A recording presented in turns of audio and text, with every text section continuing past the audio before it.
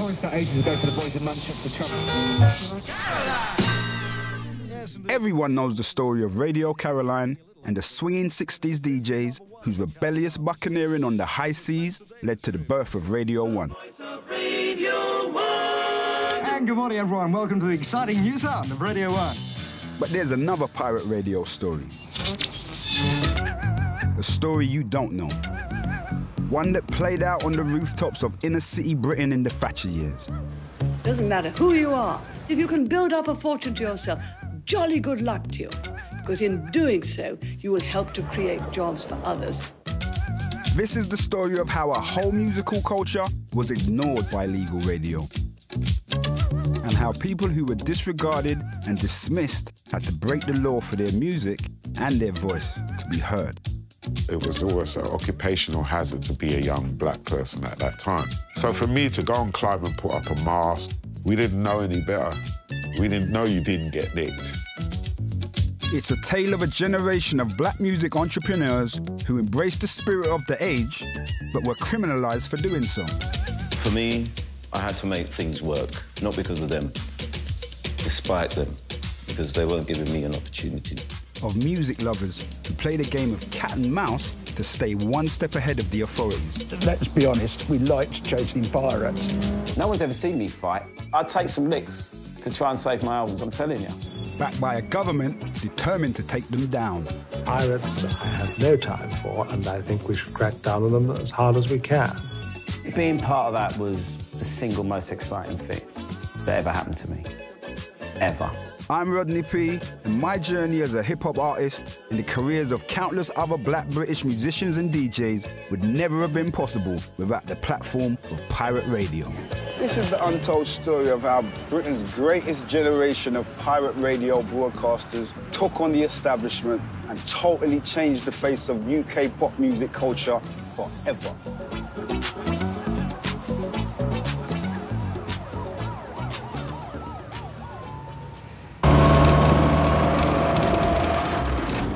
As we make our way to our site. Touching down at the site, yeah, in about 3 minutes. Cameraman DJC and driver Chris Phillips. Let's get a pop of LWRs here. Have a quick look at him. There he is in the dark. Pick any night in London in the mid-1980s and you'll find something strange going on. The rooftops were bustling with a new kind of criminal activity. And what was all this subterfuge aid of? It was all in the name of music. Massive! So why were so many people willing to break the law just to play records? Here's a clue. Mrs. Scott has written to me from High Street, Riddings in Derbyshire and says, I saw a picture of you recently with half your beard missing. Have you really shaved it off? No, Pauline. Have a listen. That's me beard. It's still there. When Margaret Thatcher swept the power in 1979, radio was a barren wasteland. Everything was tightly scripted and officially playlisted. And if you wanted to hear black music, well, good luck with that. You had two radio stations that were commercial, which was LBC and Capital, and then you had Radio London and Radio 1. Pop music was all you heard, and the odd specialist show. Well, everybody will say the same thing. If you like soul music, Greg Edwards on Capital, Robbie Vincent on Radio London, that's it. The few black music shows that did exist were treated like rare treasures to be recorded and shared. We all had cassette players. We'd get our C90s and we'd go like that, and we'd record, flip it over, and we'd listen to these cassettes all week long until next week's show. Stepping in to fill this black music void came a new style of pirate radio. I can't believe you were #1 Sky. Here's to you. It's been in the chart for 6 weeks. It was last week's #6, but it's #1. During the 1970s, there had always been a handful of pirate radio stations playing rock, punk, and alternative music. But in the early 1980s, the radio landscape suddenly changed. My first black music on radio experience, it was Radio Invicta by chance.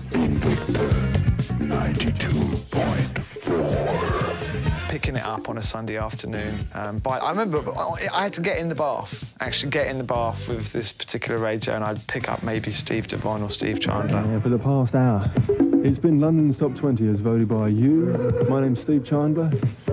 Have a lovely week. The music was beautiful. I used to think to myself, well, why are they not playing this on commercial radio stations? Why doesn't BBC pick up on it?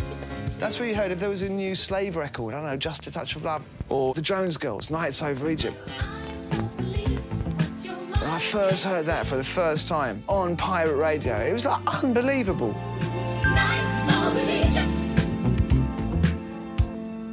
Nights over Egypt. Black music was being celebrated by these new pirate radio stations, but they were controlled by a group of suburban DJs called the Soul Mafia.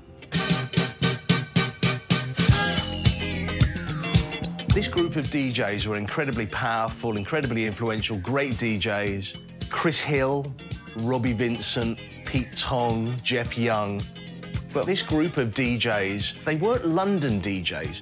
They were all based in Essex or Sussex or Kent. In the early days of pirate radio, I maybe harboured ambitions to join one of those kind of suburban pirate radio stations. Hey, good afternoon, London town. This is Chris Hill on Radio Invicta.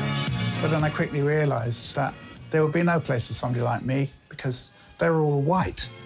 I never heard a black voice on pirate radio that I could readily connect with and identify with. Some of those DJs were a bit too professional sounding. That didn't appeal to me. Everyone sounded a bit more polished and a bit more presenter-like. And we can get that. Based outside London, the Soul Mafia existed in a world of black music, but no black people. Even in London, club culture was effectively operating under a colour bar. The landscape back then in the early 80s, it was still difficult to get a soul club, to get a place, a club in the West End or anywhere that accepted not just black music, but black people. They wanted the black without the blackness. There's one occasion that springs to mind, my 21st birthday, very well-known jazz funk club, getting knocked back at the door, and that night was revelation time to me. I said, this is the last time anybody will ever tell me, this is not your night tonight, mate. It's not your music. And nobody will ever tell me that again. It was ridiculous, really, because, you know, inside you were listening to the best black music there was, and a whole clutch of black guys trying to get in couldn't get in. They used to say, this was the catchphrase, blacks make the music, we play it and make the money from it. You had sort of two different camps back then. There were the Soul Mafia, and then there was George Power, who done the more street dance and had a more of a black following. Cypriot-born George Power was one of the few people playing black music to a mixed crowd. No one else could do what I was doing at that time. The type of music what I was playing, it attracted the good soul people to come down and have a good boogie, show what they can do, and the fashion as well. George's legendary club Crackers brought London's black and white soul dancers together, even if they did have to bunk off school to get in. It was Friday lunchtime, and I used to come out of my uniform, take my jacket off, take off my shirt and tie. I'd have my T-shirt on and my school trousers. I'd have a spare T-shirt in the bag because we get sweaty. We get hot and sweaty. I see brothers and sisters dancing in puddles of sweat. People will come in there to dance, express themselves, let themselves go, and whatever you were gay, straight, or bisexual, and it was just something unique.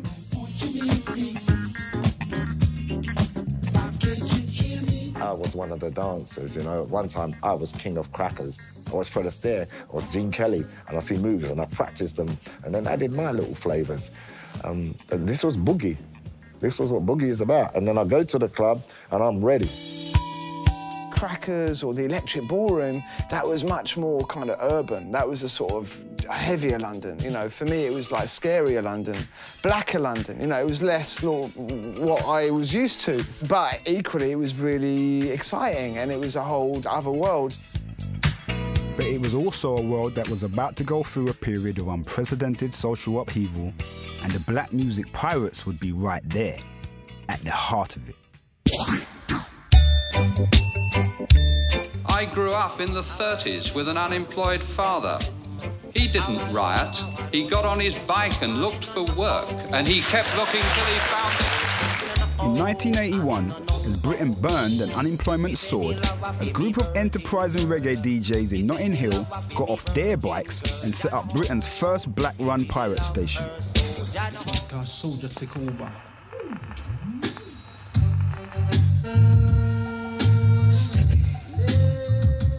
I kept hearing about DBC, Red Broadcasting Corporation. It was like a black radio station run by black people playing black music, and I was like, I've got to get on this station. I wanted to be part of that revolution. I knew it was important. For DBC exclusively. Text to MSP. Come here. This is about changing people's views of who black people are playing this kind of music, and I had to step up. I'm not saying we just want black listeners, but there isn't a program like that at the moment, is there? Something, you know, where it's basically for black people. It was all done in red, gold and green. The decks were red, gold and green, the doors are red, gold and green, and so it had that vibe. It felt like a family. DBC heralded the beginning of a new force, a pirate station not just playing black music, but delivering it with the accent and attitude of London's new black music culture.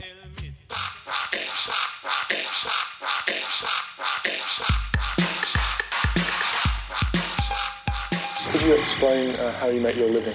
Well, building radio transmitters for unlicensed broadcasting stations. Do you mean pirate radio stations? Yeah, some people call them that, yes. The secret community of pirate radio attracted all kinds of people. Like Piers Easton, who found an outlet for his DIY engineering skills when he was just a teenager. So what actually is all of this stuff? Well, to be honest, I haven't been down here for quite a while. Well, that's definitely something from the 80s. It's a short 80s pirate transmitter that I built back then. Although it looks like the transformer caught fire on it. So where would you get something like that from? Oh, I made that. That was made. I made that on my sort of bedroom table. And I could put together a transmitter like that for about £50 probably, maybe less. And they'd be worth how much?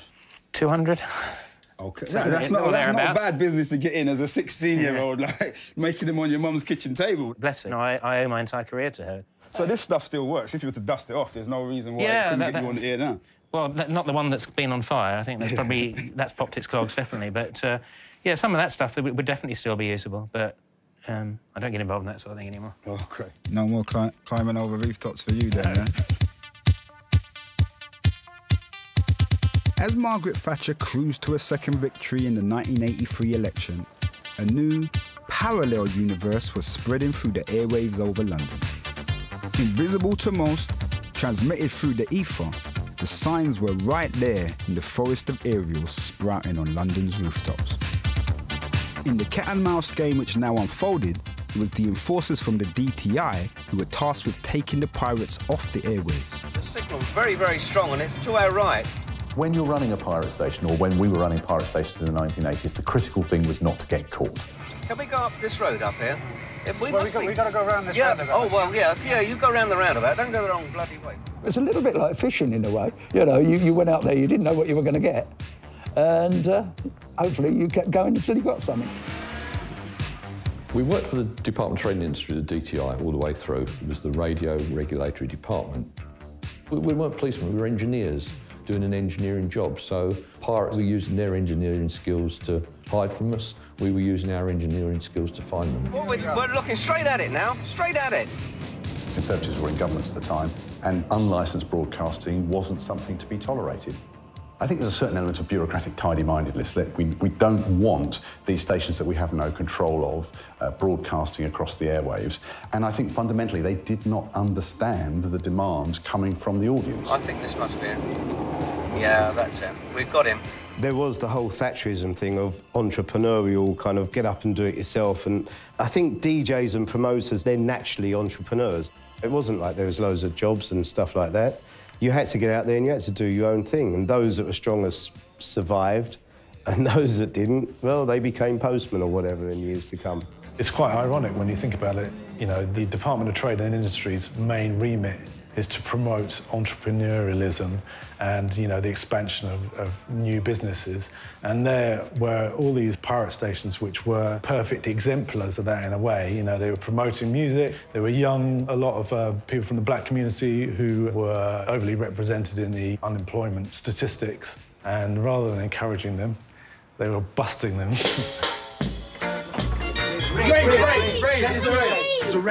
There was one enforcer who made it his personal mission to keep the airways pirate-free. Right, superstar now that you're on telly, my friend. There were a number of people who were tracking down pirates. There was one in particular, a chap called Eric Gotts. He seemed to enjoy what he was doing a little too much. He seemed to really take his job very, very seriously and go above and beyond the call of duty to just to get pirates off the air. No, we can't go over there. Without arguing, we can search the whole premises. You know we always play fair with you. Well, where's the bit that's missing? Eric Gotts was a very effective officer. He was technically very good. He could be quite taciturn, but on the other hand, he had a good sense of humour. But he was a good pirate radio hunter. We used to leave Christmas cards for him on the transmitter, on the roof. We literally used to say, if you take this transmitter, we still love you. Merry Christmas and a Happy New Year. And he kind of liked us. I know he did.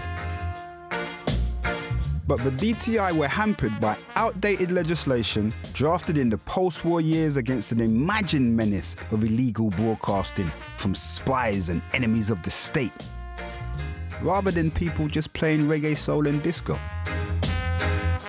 There was a loophole in the 1949 Wireless Telegraphy Act, which was the law that the authorities relied upon, that meant that they couldn't actually confiscate equipment. All they could do, and the wording was examine and test. In other words, you couldn't stop the authorities coming in and looking at your transmitter and testing it, but then they had to leave it.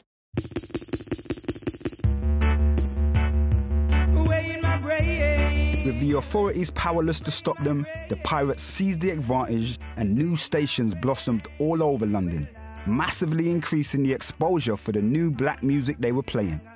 In this pre-internet, pre-download age, the secret culture of pirate radio and underground clubs was fueled by a network of specialist record shops selling American and Jamaican imports and limited edition white label releases. Yes, Mr. Romeo. Ah. How you doing, brother? We same people. Good to see you. Bless you. Good to see you.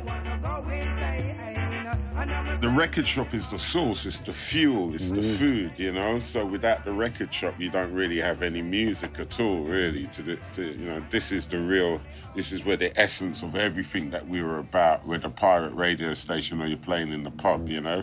And you're saying, we're not talking about record shops like getting the top 10 hits from Woolworths. Oh, no, we're talking about specialist shops. The store owner would be a passionate person about their music as well, you know? This is like our church. This is like our university. It's our communication hub. This is our internet. This is our Wikipedia.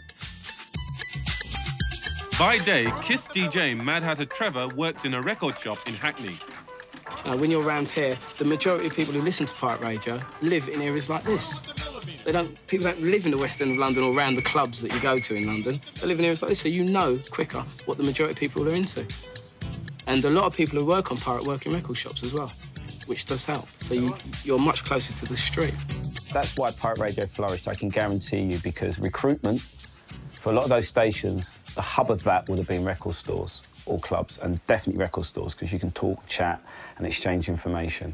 There was probably 100 shops in London that would have the imports and that would have the white labels, and they were critical to the movement.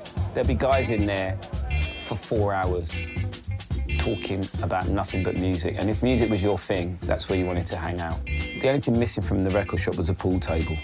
The shopkeeper would be playing all the latest pre-release tunes, version after version of whatever the hot lick was at that time. It'd be a high counter, there'd be men leaning up across the counter, 2, 3 deep. It was literally a sea of men. And I'd have to try and move myself down between all these men to get to the front to make sure that I got these certain records as well. In those days, a lot of the tunes, a lot of the music that came, the imports that came, they'd only have one or two of. And if you didn't get it, it's gone. And you had to hope and pray that it came again.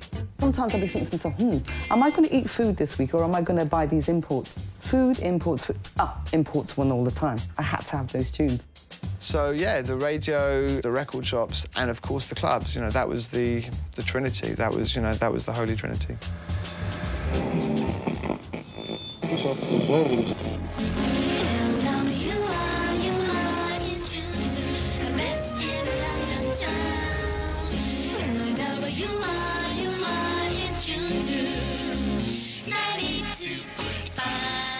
In 1985, the pirate world was shaken up by the arrival of an ambitious entrepreneur determined to take black music broadcasting to a whole new level. Interesting. OK. I spent most of my time making money from a young age. My first foray was into stocks and shares. So it was all about being an entrepreneur, businessman. It was business, business, business, but I loved music.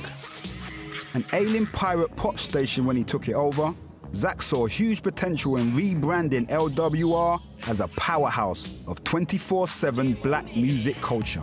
What I inherited was a pop station. So I set about forcing some changes, basically. I said, from tomorrow, it's going to be a black music station. The policy is black music, simple. There's no if, buts, or maybe. If you don't like it, then you have to step off. And we're certainly going to feel the real here on LWR 92.5. A versatile selection today. Back to the dance floor. This is dance floor classic going back in time, grown in London town.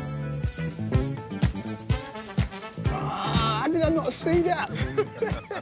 I saw this as my music comes first. The best music, the greatest music's got to be played on the station. It has to be, full stop. So it was just a philosophy, and I knew it works. It will work today. People buy into enjoyment, and that's what we went for.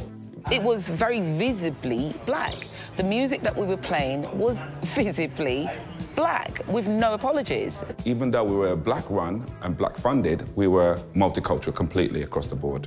You played your own music, your own selection, and the public decided if you were any good. He saw the potential and the greatness of where black radio stations and music stations like that could go financially. So he's a lot more calculated in the decisions that he made. Zach was the only black guy that I knew that drove a Porsche. He was the only black guy I knew at that time that had a mobile phone. So he was a lot more businesslike. I wanted everybody who was involved in the station to be an entrepreneur, and it fed a whole industry.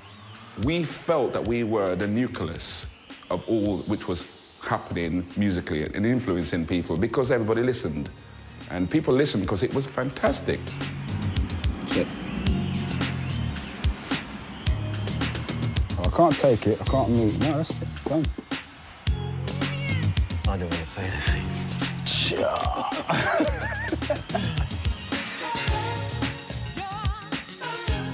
Born into the brash new era of Thatcher's Britain, the pirate world was itself becoming more overtly entrepreneurial. Seeing the potential locked up in derelict no-go areas like Shoreditch and King's Cross, other young entrepreneurs began to turn abandoned buildings into makeshift venues. Factories were closing, hospitals were closing, and I just saw an opportunity to move in and do parties. You want my love and you can't deny. And I joined forces with Jules because I knew, as a black kid in London in those days, there's no way I could be putting on these parties and the police not shutting them down. The parties we did proved to be very successful. We did a lot of them. I explained to Jules that if I had a white middle-class face up front, you will see for yourself how racist the police are, because they won't say anything to you. That area, we were all combat people. We were all like SAS. We lived that. Because you get Nick just walking outside your house. For some of the people I put events on with, like Soul to Soul, Jazzy B, Norman J, for them, seeing a much more mixed, kind of middle class, more street kid-orientated vibe was extremely different from what they'd known up to that point. And there was never any trouble in those parties, and it was always mixed. Black, white, straight, gay, rich, poor. It might sound like it was sort of revolutionary, and to an extent the warehouse scene was revolutionary in that it was the predecessor of rave culture, which is one of the significant youth movements of the 20th century. But actually, in my case, and I'm pretty sure in Norman's, it was hard to get the work elsewhere, so you go out and create it for yourself. In parts of Britain, you could feel the 21st century had arrived, and with it, the next century's gadgets.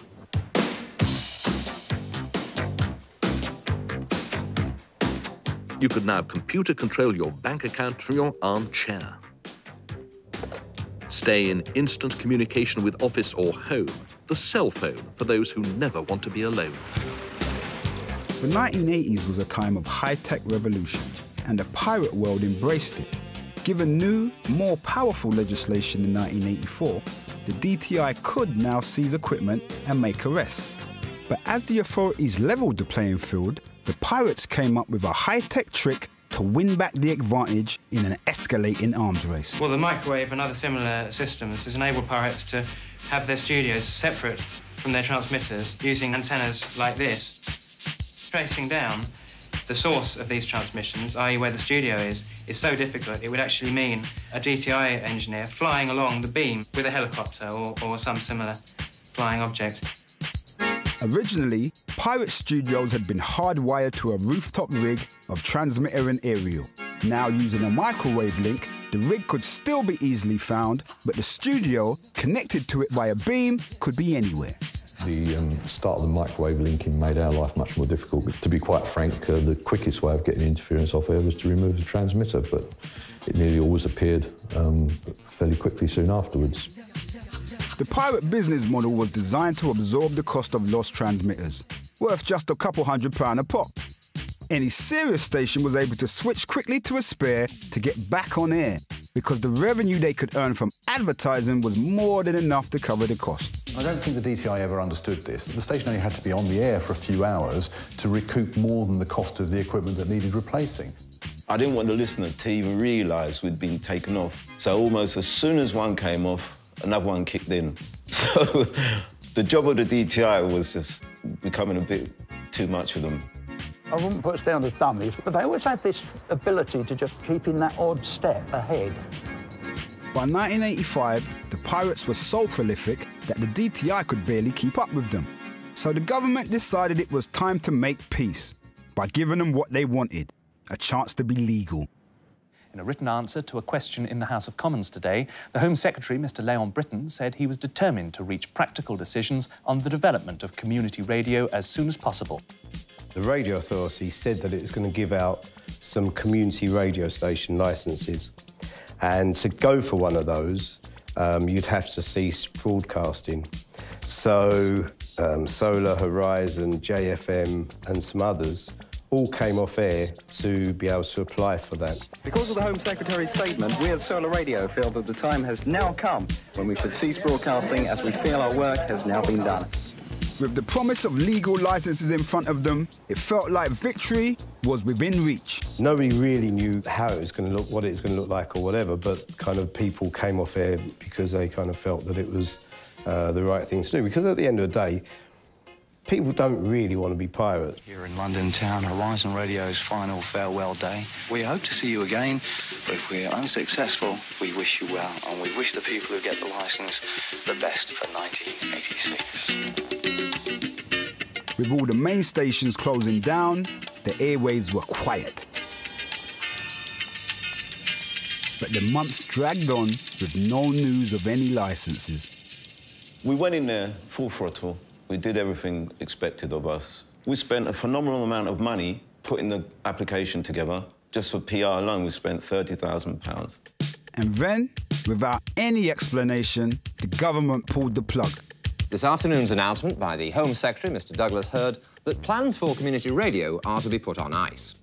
It came as a major blow to nearly 300 groups, all of whom had applied for licences, and 5 of those licences were to be granted here in the City of London. No licences were being given, which was freakish, really, because you spent in excess of, what, maybe £70,000, £80,000 for no return. And a bit naive, too. We could ill afford to lose that kind of money. Some suspected that the rioting that had broken out in Tottenham, Handsworth and Brixton had spooked the authorities into questioning the wisdom of giving the wrong type of people the power to communicate directly with millions of inner-city youth. The Conservative Party always has two wings. It has a kind of paternalistic wing that wants to be in control of things, and it has a kind of laissez-faire, free market wing. And I think there was an argument between the two of them, and I think there was a general belief, whether it was true or not, that the type of people that wanted to run these stations might not be too well disposed towards the views of the Conservative Party. The government's U-turn had backfired spectacularly. The skies over London were now wide open for a whole new generation of black music pirates to slog it out for supremacy on the FM spectrum. Zach took LWR straight back on the airwaves to reclaim the throne. But a new challenger was about to emerge. When the idea of KISS came about, it came about over a Chinese with George Powell. There was George Powell, myself, Tosca, and George said to me, fancy doing a pirate station? So I said, yeah, definitely. At that time, to be on air and run pirate radio stations, engineers were gold dust. George introduced me to his friend Tosca and Gordon Mack. I'll never forget Gordon explaining his idea of KISS FM, which was a radio station that had live mixing on air. And I mean, it sounds like, you know, very obvious now, but at the time it was like, wow, this is something else. On that Monday for about 6 or 7 weeks, you know, I played, George Power played, Paul Anderson played, Gordon Mack played, you know, and that was really the birth of KISS. Tosca Jackson now set out to recruit London's best underground black music DJs to KISS FM. What about this one? Peace Street Valley, Catch the Beat. That is an original. That is an original. This is a pirate tune monster. I remember going to a party in a tower block. I remember hearing Mad Hatter Trevor. And he just had something, you know, he had something about the way that he played the music. The next day, I'm in a record shop working and someone says, Tosca's looking for you. And I knew who Tosca was. I knew he was on KISS, but I thought he just wanted some tunes. Came back next day, he said, man, I was at the party Wicked last night, or whatever. Do you want to be on KISS? And you know what? That line there changed my life, right? Because immediately in my head, I was like, yeah, from that moment on, I became a radio person in my head. I started thinking about my show. I started taking my shows really seriously. I got the graveyard shift, Rodney. 1 o'clock till 4. I turned the station. You work the hours. You do the. You put your graft in. No one was probably listening. Yeah, I'm planning my show a week, Rasta. Tosca then got in touch with me and asked me if I wanted to join. I'm like, and before I could say anything, well, yeah, we open tomorrow. You're on air on Thursday. Bye. Put the phone down. Before I had a chance to say no. I wanted to put Norman on the radio. The way he played music meant it was kind of important. You know, that whole rare groove thing. And what our DJs had, they had the ability of getting the best songs. You know what I mean? Really kind of understood what it meant to them emotionally. So it was really about the music and showcasing that. And I suppose that's what made it different from all of those other stations. Black music culture was now massive, but it was still restricted almost entirely to illegal radio. With the mainstream stations inexplicably blind and deaf to the momentum working its way up from the streets, the pirates and the black music culture they represented had found their moment to shine.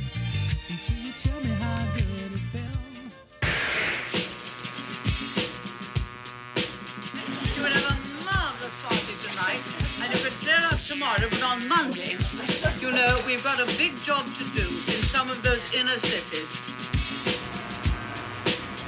By 1987, with over 60 pirates fighting for space on London's crowded airwaves, stations needed increasingly powerful transmitters to be heard. The teacher over here as we zoom in. And the best place for them was a triangle of South London streets in Crystal Palace known as Pirate Row. So we pull up to the side. Chris Phillips, who ran K-Jazz with his friend Jez Nelson, And Carl Webster, who ran Starpoint, spent much of their time in the mid-80s on these rooftops. Here comes the night.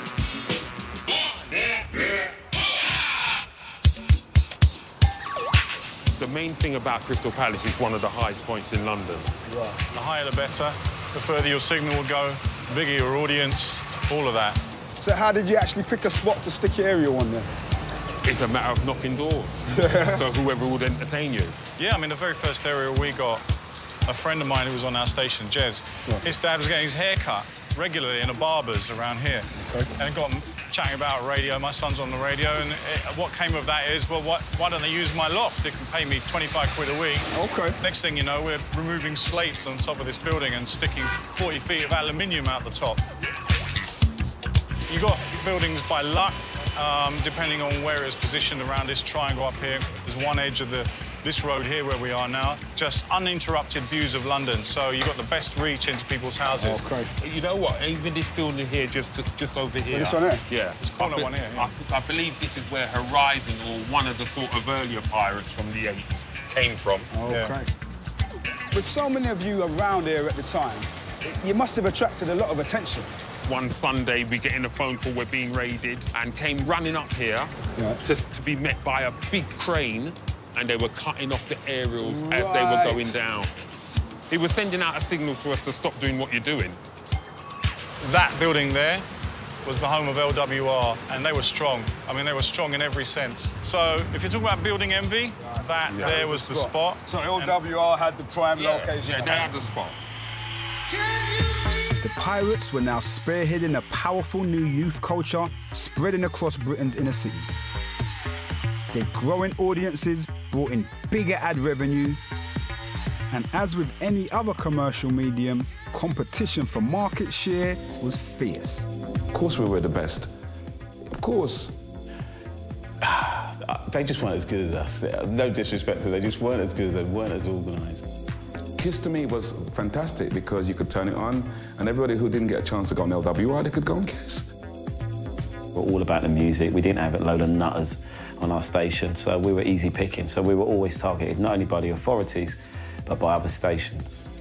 Get those trendy boys off the air. I wanted to compete against Capital. I didn't see myself as rivaling any pirate. I wasn't interested, not in the least. You know, when we came on, there was an unwritten rule. There was a pirate's code, as it were, where you didn't touch each other's frequency, you didn't touch each other's block that you was on. But those, like, 3 years, totally changed. It had become a free-for-all. You had a fight on your hands. The cutting of our kayaks, which is basically what leads from the transmitter to the aerial, that's been cut on a number of occasions. The mains has been cut. Our rigs have gone missing. That is the transmitter. So we suffered a lot. After we realised that we were getting hit so much by fellow unlicensed operators, we decided, you know what, the best course of action, let's have our own security. I had people up on the rooftop guarding our transmitter with baseball bats. I used to guard the rigs. I used to guard the transmitter and the aerials. I used to be up there with my baseball bat. Me and sometimes Gordon Mack. It was always the same people. It was either LWR or DTI. Show me one person from LWR who ever carried a bat or any kind of weapon. It didn't happen. It didn't happen at all. We didn't need to. There wasn't really a divide. It would be like if you supported Tottenham and somebody else supported the Gooners, you know? That's the difference. Almost the same neighbourhood, we were all singing the same hymns. Would you mind staying here? Pirates taking other pirates off the air was good news for the government, who needed all the help they could get to clear the airwaves. As the DTI struggled to turn back the tide, they now added a psychological weapon to their arsenal. They'd have it in the press that DTI state that if they capture any pirates, they'll charge them, they may get even a sentence or something, but most of all, they'll confiscate all equipment and, I didn't care about any of that, your music. Huh? What? What? You mean that Rare Groove Ruben Wilson album that I'm actually bringing in, that I can only get one copy of? They're not taking that. We could seize them if we considered that they had at some time been part of the radio station. Then it was up to the magistrate as to whether he chose to give us custody of them or whether they went back. They're irreplaceable. It's not, you can't just download them like you can today again. Oh, well, no. They're priceless. So a lot of the stuff that we seized was resold, and the money went back into the government to slightly offset the cost of us going out there. But of course, with American records, the only people that really want those sort of records are the pirates. So really, you would be putting them back into the system again. So we didn't. We actually crushed them. Yeah, they ground them up. Yeah. I was shit scared of that happening.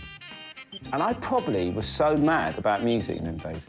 If someone did burst in, no one's ever seen me fight, I'd probably fight for my albums. I probably would. I'd take some licks to try and save my albums, I'm telling you. But it was gonna take more than the threat of confiscating records to halt the pirates.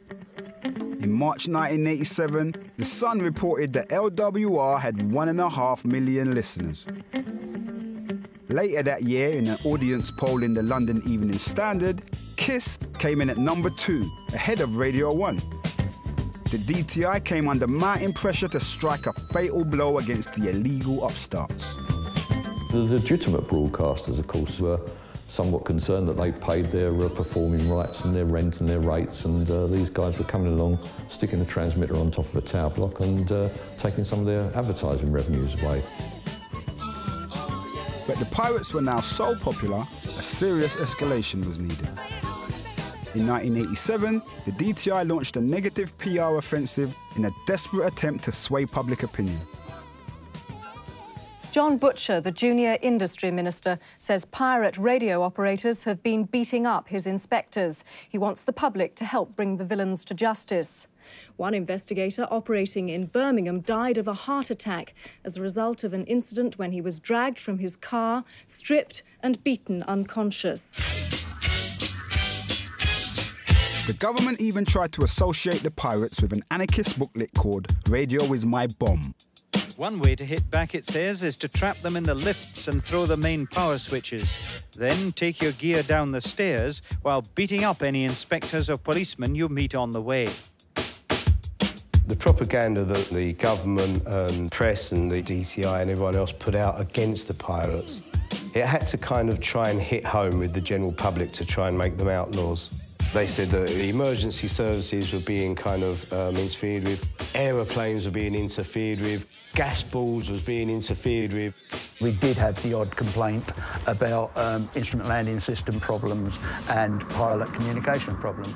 Why would we, sensible people, well-adjusted people, want to affect ambulances, fire or police? Where's the sense of that? We were broadcast engineers. We were making broadcast transmitters. We knew what a filter was.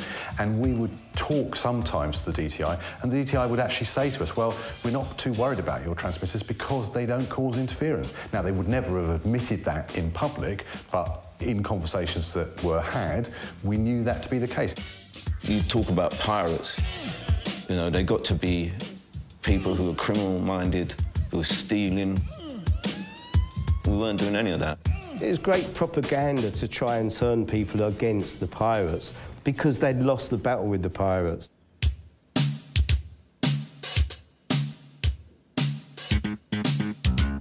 Kiss now decided to run their own propaganda campaign and started lobbying to become legit.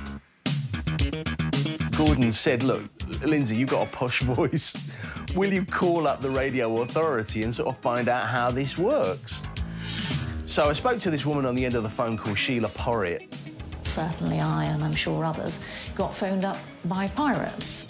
You didn't ask precisely who they were, and they never said precisely who they were. It's a bit like I've got a friend who really fancies you, you know jolly well it's the person in question who is asking the questions. You know, I was like, hi, I'm an interested party. You know, hypothetically, If, say, an illegal radio station wanted to apply for a licence, how would they go about it?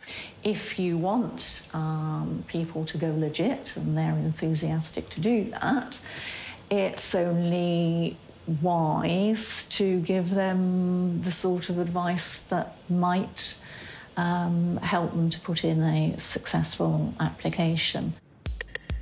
In 1988, the government finally bowed to the inevitable and announced they would award a number of commercial radio licences to independent operators. Government put out an olive branch to everybody and said, you know, we're going to give someone a licence. If you all come off and apply, we're going to give somebody a licence. But the requirement to stop broadcasting before applying smelt like a trap. It was only 2 years since the stations had been conned, as they saw it, into going off air, only for the government to pull the rug away. Would any pirate trust them not to try the same trick again? When they said that licences were up, I was a little bit sceptical, me personally. I suppose we wanted to believe them. And the thing was that if we didn't go for that, then was we going to be a pirate for the rest of our life? Did I really want to be a pirate radio station for the rest of my life? No, I didn't. I'll never forget the meeting that we had at KISS when Gordon dropped that one on us. You know, some guys don't want to, they're falling for this bullshit. Are you mad? They just want us off air.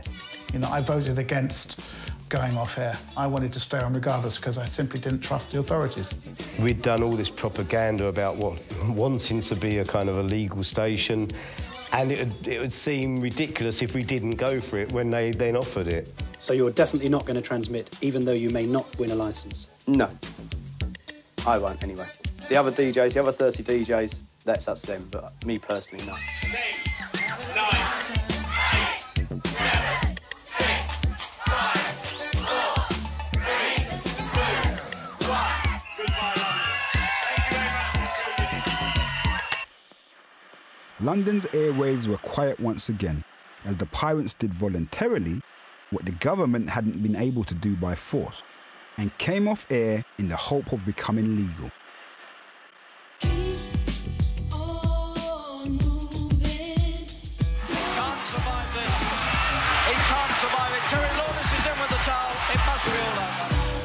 The world of pop culture had changed beyond all recognition from the grey monotony of the era that the black music pirates had been born into less than a decade earlier. It was now obvious to everyone, except the legal radio stations, that black music culture was no longer underground culture.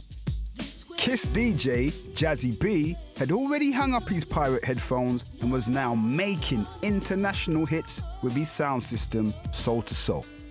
Acid House was bringing the nation's youth out of dull high street clubs in their tens of thousands as they discovered the strange new world of illegal drug-fueled raves.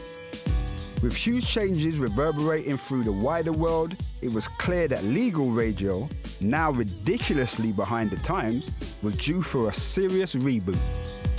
The culture was now so big, it was unstoppable.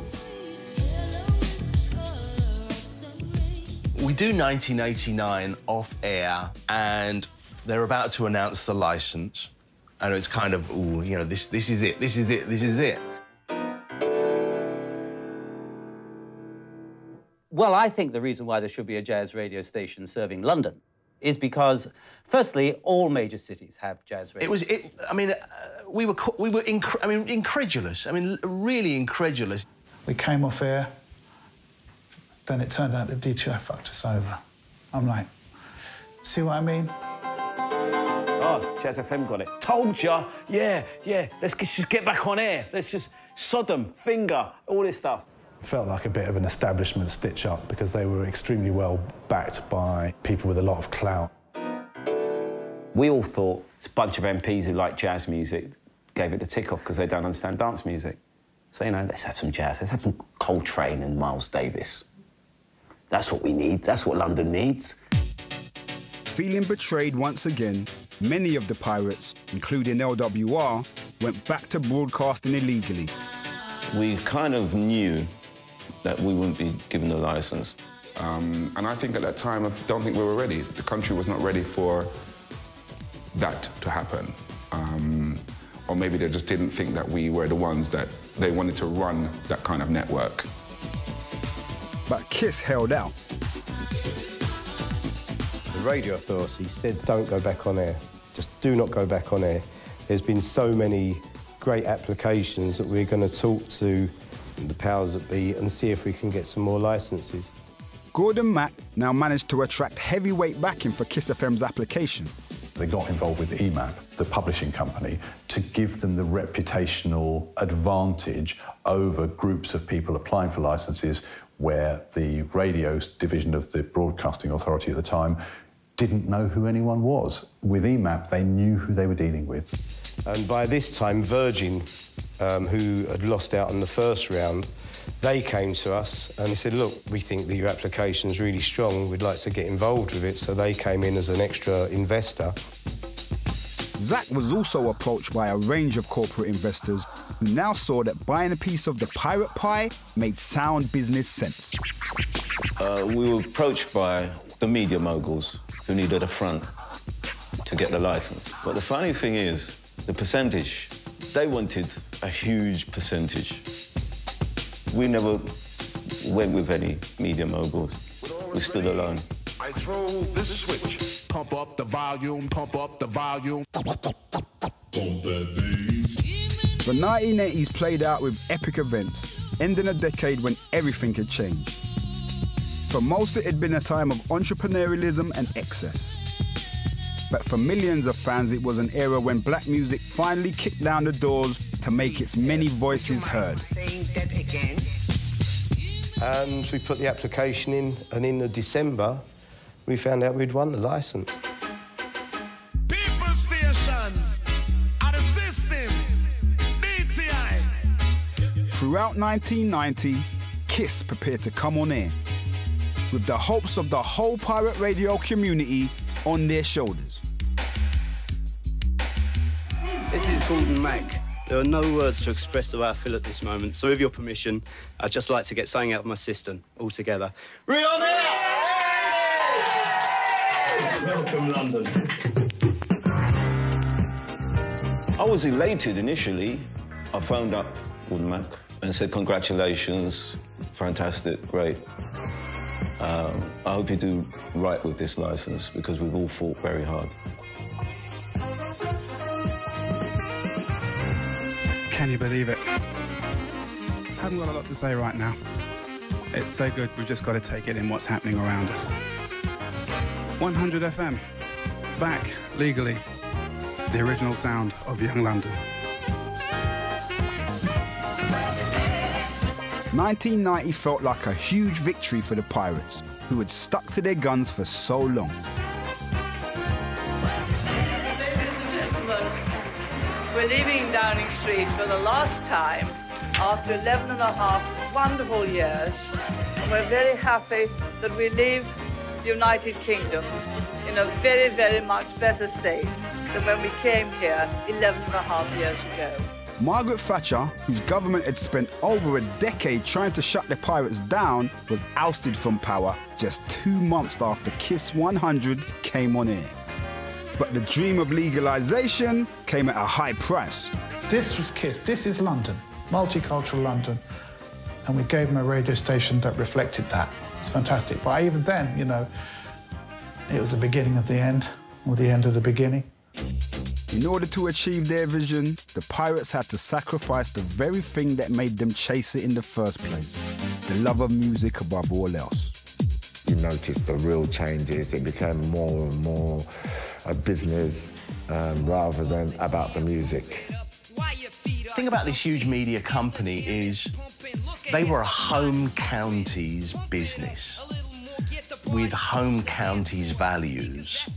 You know, we were from Brixton or Tottenham or Peckham or Harlesden. You know, we were pirates. So it was a marriage of convenience, but it was a very uncomfortable marriage. We know that 52% of 15 to 24-year-olds and 41% of 25 to 34-year-olds like to listen to soul in a recent survey. We're music nutters. They were business people. The business was making money. It wasn't making enough money for them. So they moved it away from a cool left field position into a much more mainstream position. There was a corrosive effect. A lot of subtle pressure to conform, and so things like playlists and drive time shows and breakfast shows and all that. I don't think pirates were meant to be legal, if you want the truth. I honestly, part of me thinks, and this is a weird thing to say, that Kiss FM died in the 80s and we should have been called something else in the 90s. Many thanks to Dave Rodigan there for the lunchtime Boogaloo 11 till 2. Join him tomorrow. You're with me, Trevor Madhad, until 4 o'clock on the sound of Young London. 100 FM. It was a complete sellout. We want something fresh now. We don't want Radio 1 anymore. We don't want Capital anymore. We want Kiss, the sound of the street.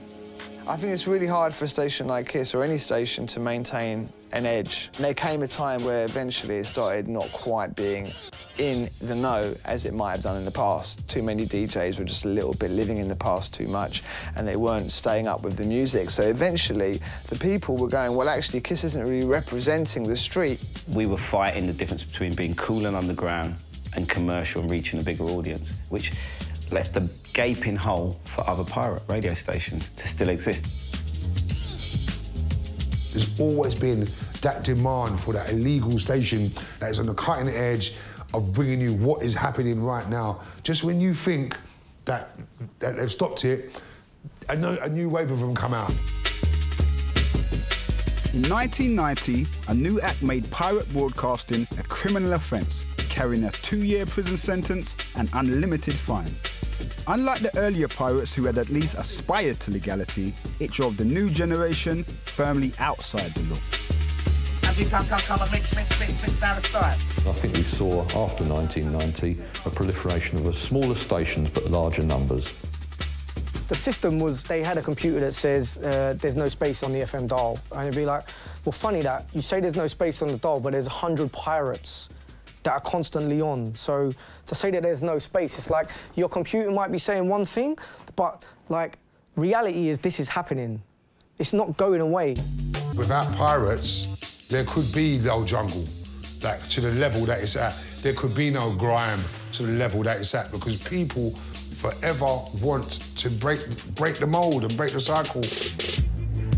I am in the building till 1 o'clock. When you say pirate, what you mean is our culture. That's what it is. I represent this culture of creative freedom that should be shown to the world. Whether today's pirates really will be the last pirates, only time will tell. But one thing no one can dispute is that the 80s pirates changed the soundtrack of Britain in ways that are still being felt, even now. I think fundamentally, pirate radio in the 80s demonstrated that you could make radio, good radio, cost-effectively, and that the world wouldn't come crashing down if you let ordinary people onto the airwaves. It kind of evolved the mainstream, both mainstream media and the BBC, into a position where they didn't see sort of having a regional accent, talking a bit street, playing underground music as being a threat. You can't do without pirates now. So it's not like, well, it came in and it petered out. It came and there's more pirates today than there were back then. Norman J, a DJ that did loads of illegal parties. Jazzy B, a dreadlock reggae sound system guy who played soul and hip-hop and all the rest of it. And little me, who used to work in a shoe shop. Jazzy B's an OBE, I'm an MBE, Norman J's an MBE. That's mad.